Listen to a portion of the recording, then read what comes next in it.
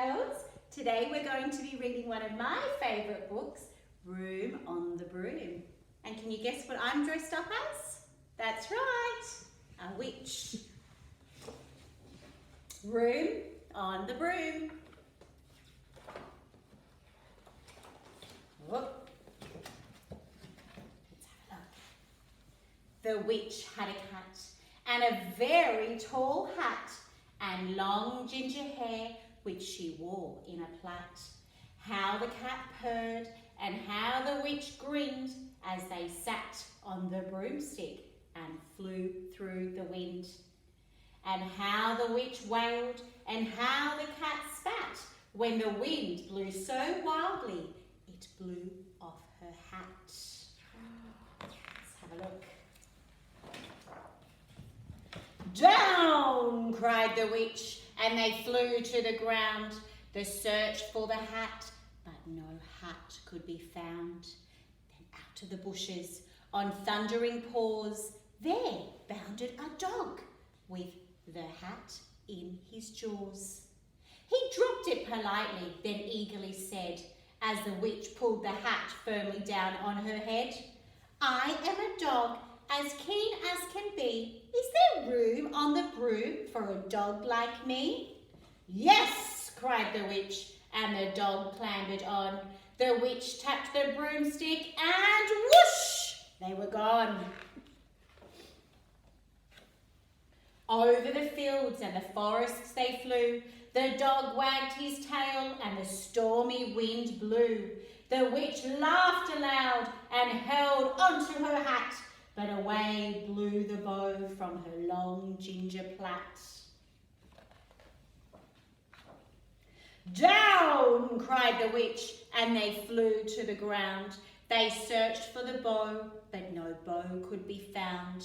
Then out of a tree, with an ear-splitting shriek, there flapped a bird with a bow in her beak.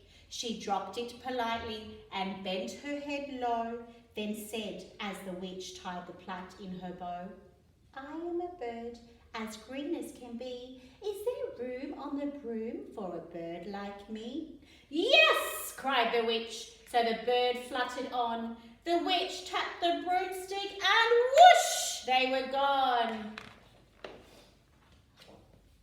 Over the reeds and the rivers they flew. The bird shrieked with glee and the stormy wind blew. They shot through the sky to the back of beyond. The witch clutched her bow but let go of her wand. Down, cried the witch, and they flew to the ground. They searched for the wand, but no wand could be found. I'm not sure I understand. Then all of a sudden, from out of a pond, leapt a dripping wet frog with a dripping wet wand. He dropped it politely, then said with a croak, as the witch dried the wand on a fold of her cloak, I am a frog as clean as can be. Is there room on the broom for a frog like me? Yes, cried the witch, so the frog bounded on. The witch tapped the broomstick and whoosh, they were gone. Over the moors and the mountains they flew. The frog jumped for joy. And the broom snapped into two. Down fell the cat and the dog and the frog. Down they went tumbling into a bog.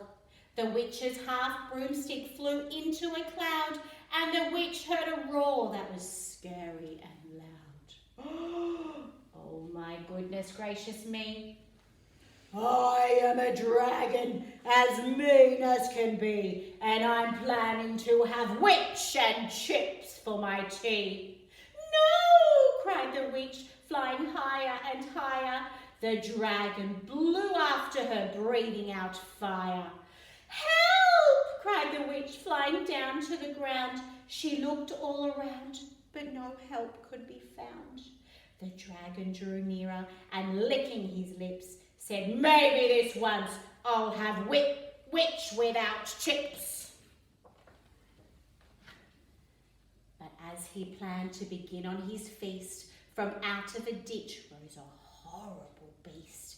It was tall, dark and sticky, and feathered and furred. It had 4 frightful heads. It had wings like a bird, and its terrible voice, when it started to speak, was a yowl and a growl and a croak and a shriek.